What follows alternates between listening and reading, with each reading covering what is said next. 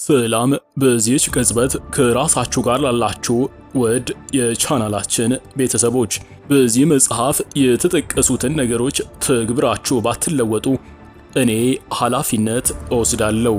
እኔ የዚህ ይዘት አዘጋጅና አቅራቢ ተጠያቂ እሆናለሁ። ዛሬ የምንጀምረው ጉዞ ሕይወታችሁን ከስር መሰረቱ የመቀየር አቅም ያለውን ዓለም ላይ በሚሊዮን የሚቆጠሩ ሰዎችን አመለካከት የቀየረውን ዘ ፓወር ኦፍ ናው የአሁን ኃይል የተሰኘውን መጽሐፍ ይሆናል።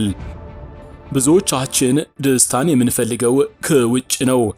ነገን እንጠብቃለን፣ ያለፈውን ትላንት እናፍቃለን።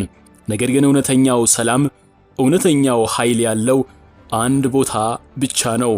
እርሱም አሁን ላይ ብቻ ይገኛል። በዚህ የመጀመሪያ ክፍል ኤካርት ቶሌ በምዕራፍ 1 ያስቀምጠልንን እኔ ማን ነኝ የሚለውን ጥልቅ ጥያቄ እንመልሳለን። አእምሮአችን እንዴት እንደሚያታልለንና ከዚህ እስር ቤት እንዴት እንደምንወጣ በጥልቀት እንመለከታለን።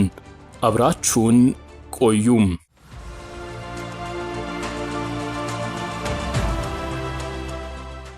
አንድ ለማኝና ሳጥኑ።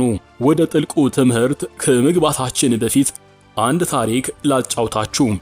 ይህ ታሪክ የኔና የናንተ ታሪክ ነው። አንድ ለማኝ ለ30 ዓመታት ያህል መንገድ ዳር ተቀምጦ ይለምን ነበር። አንድ ቀን አንድ መንገደኛ በዚያ በኩል አለፈ።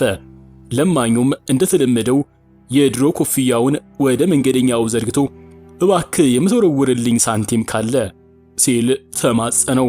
መንገደኛው ግን የምሰጥህ ምንም ነገር የለኝም አለው። ከዚያም ቀጠል አደረገና መንገደኛው የተቀመጠበትን ሳጥን ጠቆም አድርጎ ለመሆኑ ይሄ የተቀመጥክበት ሳጥን ምንድነው ሲል ጠየቀው። ለማኙም ይሄማ ዝም ብሎ አሮጌ ሳጥን ነው፣ እኔ ራሴን ሳውቀው እዚህ ሳጥን ላይ ተቀምጬ ነው፣ ውስጡ ምንም ነገር የለም አለው። መንገደኛውም እስቲ አንድ ጊዜ ክፈትና ውስጡን ተመልከት ብሎ ወተወተው። ለማኙም እየተሳቀቀ የሳጥኑን ክዳን በግድ ፈነቃቅሎ ሲከፍተው አመነ። አይኖቹም ፈጠጡ። ለ30 ዓመታት የተቀመጠበት ያ አሮጌ ሳጥን እስከ አፍጢሙ በወርቅ ተሞልቶ ነበር።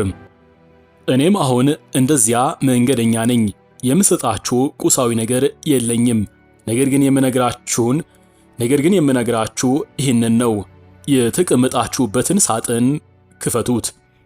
እናንተ የምትፈልጉት ሀብት፣ ሰላም፣ ፍቅርና ደስታ ያለው ሌላ ቦታ አይደለም፣ የውስጥ ማንነታችሁ ውስጥ ነው። ችግሩ ግን ልክ እንደ ለማኙ እኛም በውስጣችን ያለውን ውድ ሀብት ዘንግተን ከውጭ ፍርፋሪ እንለምናለን። መነቃቃት ማለት ይህንን ውስጣዊ ሀብት ማግኘት ማለት ነው። 2 አእምሮና ማንነት። ታዲያ ይህንን ውስጣዊ ሰላም እንዳናገኝ የጋረደን ምንድነው? ኤካርት ቶሌ ግልጽ መልስ ይሰጠናል። አእምሯችሁ ነው ይለናል። አብዛኛው ሰው እኔ ማለት አእምሮዬ ነኝ ብሎ ያምናል። እኔ ማለት ሐሳቤ ነኝ ብሎ ያስባል። ነገር ግን ይህ ትልቅ ስህተት ነው። አእምሮ መሳሪያ ነው። ልክ እንደ እጅ ወይንም እንደ እግር ለተወሰነ ሥራ ልንጠቀምበት የተሰጠን ድንቅ መሳሪያ። ነገር ግን ስራውን ሲጨርስ መቀመጥ አለበት። የእናንተ አእምሮስ በሰጣችሁት የእረፍት ጊዜ ጸጥ ይላል ወይንስ 24 ሰዓት ያላዘዛችሁትን የማይመለከታችሁን ነገር በማሰብ ይባዝናል? በጭንቅላታችሁ ውስጥ ያለው ድምፅ ስለ ትላንት ይቆጫል፣ ስለ ነገ ይጨነቃል፣ ሰዎችን ይፈርዳል፣ ክስተቶችን ይተቻል። ይህ ድምፅ ፋታ የለውም። ይህ የማያቋርጥ የሐሳብ ጅረት ነው እውነተኛውን የህይወት ጣዕም እንዳትቀምሱ የጋረዳችሁ። እንደውም ብዙዎቻችን የአእምሯችን ባሪያ ሆነናል። አእምሯችንን እኛ እየተጠቀምንበት ሳይሆን አእምሯችን እኛን እየተጠቀመብን ነው። አንድ ሰው መንገድ ላይ ብቻውን እያወራ ቢሄድ እብድ ነው እንለዋለን። ነገር ግን እኛስ በውስጣችን የምናደርገው ምንድነው? አስቡት እስኪ። እኛም እኮ ብቻችንን እናወራለን። ልዩነቱ የእኛ ድምፅ ወደ ውጭ አለመውጣቱ ብቻ ነው። አዎ፣ እኛ የምናወራው ከራሳችን ለራሳችን ብቻ ነው። 3 ከህመም መላቀቅ። freeing yourself from your mind። ታዲያ መፍትሄው ምንድነው? አእምሮን እንዴት ማቆም ይቻላል? መልሱ ቀላል ግን ጥልቅ ነው። አሳቢውን ተመልከተው። ዎች ዘ ቲንከር። ይህ ማለት አእምሮ ውስጥ ያለውን ድምፅ መስማት ጀምር ማለት ነው። ያ ድምፅ ሲያወራ ኦ ይሄው ድምፁ መጣ ብለህ ታዘበው። አትፍረድበት። ጥሩ ነው ወይንም መጥፎ ነው አትበል። ዝም ብለህ እንደ እንግዳ ተቀበለው። ይህንን ስታደርግ አንድ ተአምር ይፈጠራል። ድምፁ ወይንም ሐሳቡ እዛ ጋር አለ። አንተ ደግሞ ያንን ሐሳብ የምትሰማው ታዛቢ ሆነህ እዚህ ጋር አለህ። በዚህ ቅጽበት አንተ አእምሮህ እንዳልሆንክ ትረዳለህ። አንተ ከአእምሮህ በላይ የሆነ ንቃተ ህሊና ኮንሺየስነስ ነህ። ይህንን ስታደርግ በሐሳቦችህ መካከል ክፍተት ይፈጠራል። የጸጥታ ክፍተት። በዚህ ክፍተት ውስጥ ነው ታዲያ እውነተኛው ሰላም ያለው። በዚህ ክፍተት ውስጥ ነው ታዲያ እግዚአብሔር ያለው። በዚህ ክፍተት ውስጥ ነው ታዲያ ፍቅር ያለው። ሐሳብ ይቆማል፣ ግን አንተ ነቅተሃል። እንዲያውም ከበፊቱ የበለጠ ነቅተሃል። ይህ ነው ታዲያ የመነቃቃት ጅማሬ። 4 ስሜት የአእምሮህ ነጸብራቅ። አእምሮ ስንል ሐሳብን ብቻ አይደለም። አእምሮ ከስሜት ጋር ተሳስሯል። ብዙ ጊዜ አእምሮአችን ከሰውነታችን ጋር ይጣላል። እስቲ አስተውሉ።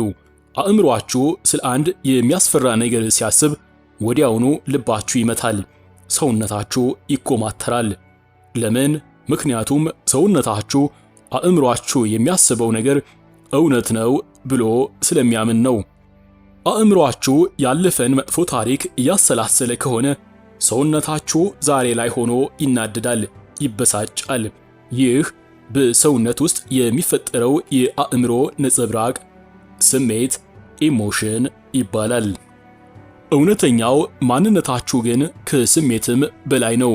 የአሁን ኃይልን ስትለማመዱ ስሜታችሁን ማስተዋል ትጀምራላችሁ። አሁን በውስጤ ንዴት አለ ብላችሁ ታያላችሁ። ልክ አሳቢውን እንደታዘባችሁት ሁሉ ስሜቱንም ትታዘቡታላችሁ።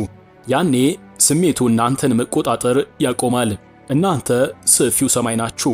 ስሜትና ሐሳብ ደግሞ በሰማዩ ላይ እንደሚያልፉ ደመናዎች ናቸው። ደመናው ይመጣል ይሄዳል፣ ሰማዩ ግን ምንጊዜም ንጹሕና ሰፊ ሆኖ ይቀራል።